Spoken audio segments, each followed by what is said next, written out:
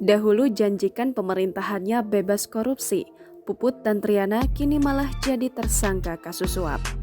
Bupati Probolinggo Puput dan Triana ditangkap KPK bersama suaminya yang juga anggota DPR RI Hasan Aminuddin pada Minggu 29 Agustus 2021. Puput dan Triana dan Hasan Aminuddin telah ditetapkan sebagai tersangka atas kasus dugaan suap jual beli jabatan, khususnya di lingkungan pemerintahan Kabupaten Probolinggo, Jawa Timur di tahun 2021. Namun yang menjadi ironi adalah dulu setelah dilantik menjadi Bupati Probolinggo untuk periode kedua, Puput dan Triana pernah memiliki tekad untuk menjalankan pemerintahan yang bebas korupsi. Melansir surya.co.id, salah satu upaya Puput dan Triana dalam mengantisipasi tindakan korupsi adalah dengan membuat benteng sistem penganggaran yang akuntabel dan transparan.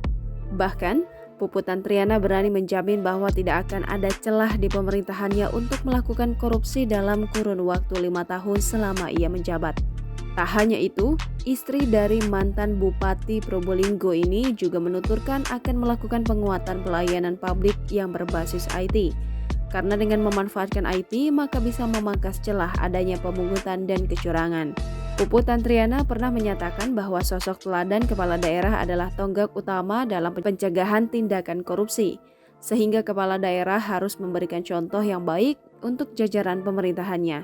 Untuk itu, Puput dan Triana menginginkan agar kepala daerah, wakil kepala daerah, serta anggota DPR bisa ikut memberikan contoh yang baik, serta bisa saling mengingatkan agar pola pikir jujur bisa menguat, khususnya di Kabupaten Probolinggo.